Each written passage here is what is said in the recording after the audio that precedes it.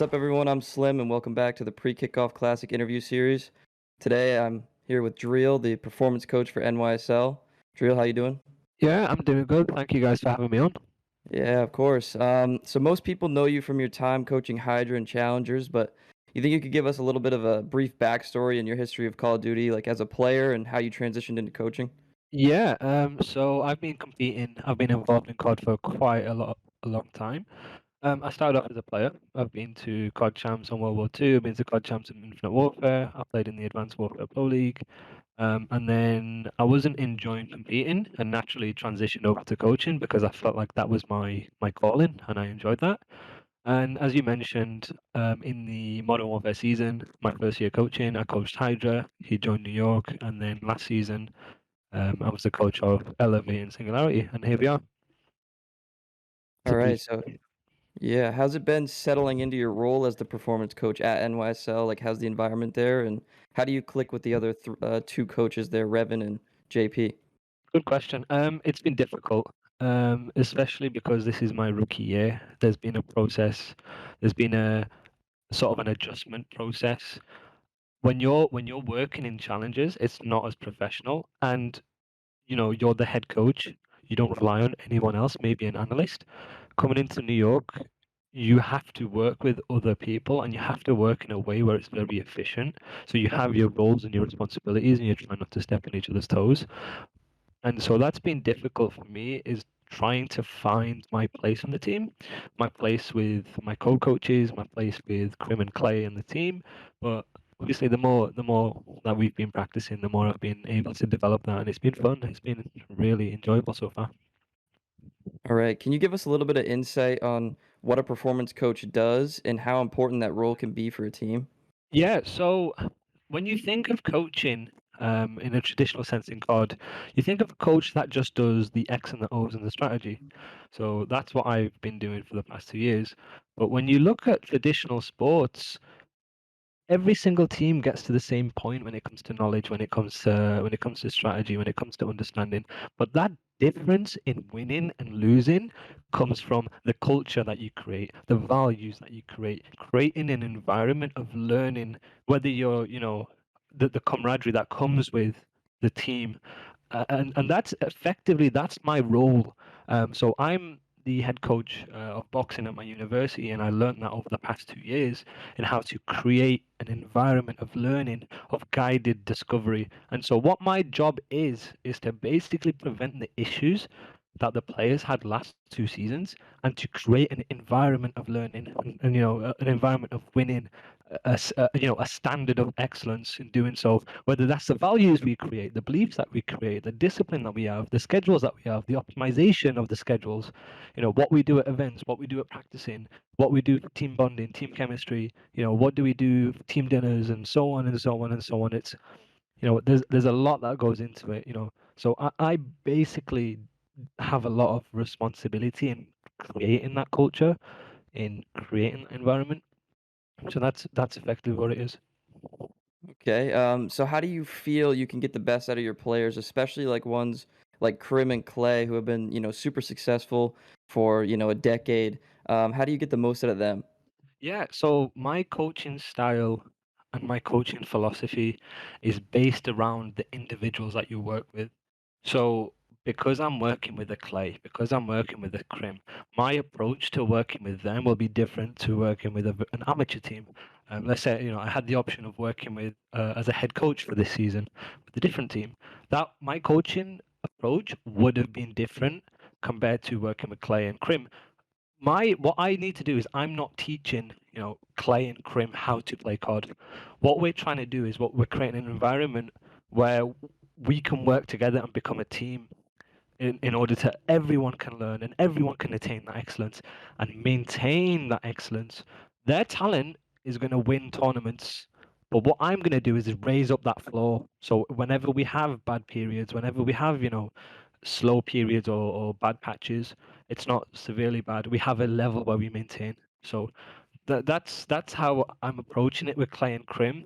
I'm not going to patronize them in a sense. I'm going to work with them to create that environment for Travis and Paco and the co-coaches.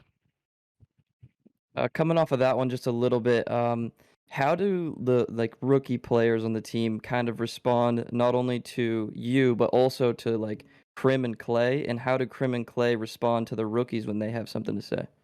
Um, It's actually been they respond really positively.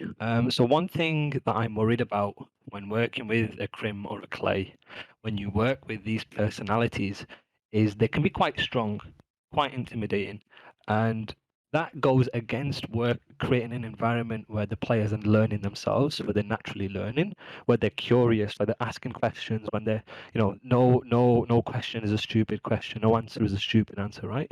That goes against that. So what we've done is the rookies take everything on board from Crim and Clay.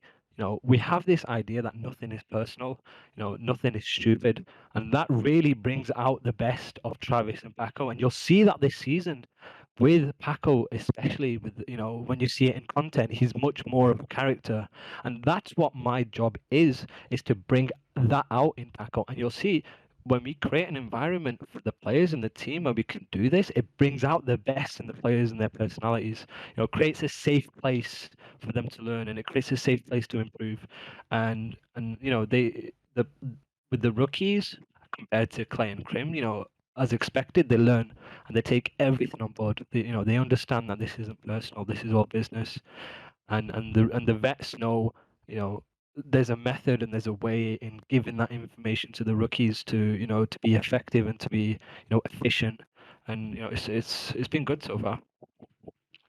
Right. Well, talking about, Paco Hydra there, with how fast-paced Vanguard seems to be this year, especially on Bocage, how do you see the communication working for the team where he's a native French speaker? How do you see that communication, barrier there, or do you think it's not going to be an issue? No, not an issue. Not See, an issue.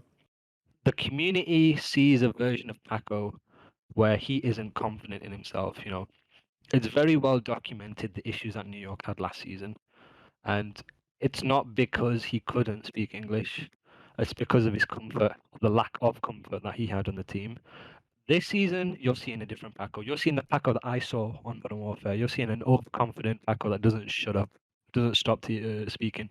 So that is not an issue whatsoever. I think you can speak to Clay, you can speak to Crim. They'll back this up. That Paco is different this season, and that's my role, right? Is to make sure he is comfortable and he is progressing. And we do have that environment where he can be himself. And I think so far we've done a good job. Well, that's good to hear. He's definitely going to be a beast this year if he's a little bit more confident and stuff like Absolutely. that. But coming into the weekend, you're at the Kickoff Classic here. Your first matchup's going to be against Boston. How do you see that matchup going? Have you practiced against them much? Anything like that? Yeah, Boston, they're a really good team. They've been grinding, credit to them.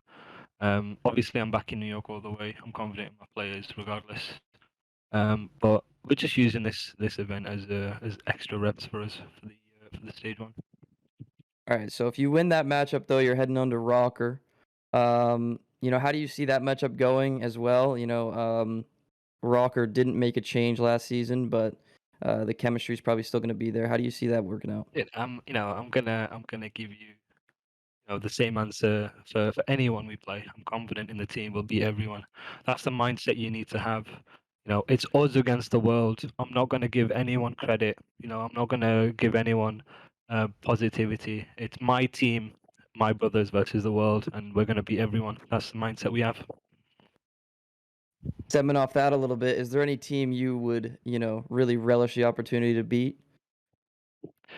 Um, I'd say Atlanta FaZe. I think there's a bit of a rivalry between the Tiny Terrors and Crim, and a bit of trolling going on. So I think it'd be nice to beat them. Definitely. As of right now, it's kind of hard to gauge it, obviously, with off of scrims and stuff. But who do you think the top five teams are currently? You can include yourself if you'd like to. Obviously, I'd say us. Um, Atlanta FaZe, Toronto, OpTic Texas, and Seattle. Seattle. You mind elaborating on the Seattle pick just a little Yeah, bit? Seattle. They've been grinding for since day one. So credit to them. They've been working hard and they look really good in practice. So credit to them. All right. And lastly, is there anything you'd like to say to the fans of NYSL before the kickoff starts? Yeah, just appreciate every single fan of New York for supporting the team. It's going to be a good season. Hopefully, we can bring, we can put everything together for you guys. We have the talent, so now it's up to us to bring it all together and hopefully win as much as we can. We want to win everything. Why not? We're not here for anything other than to win.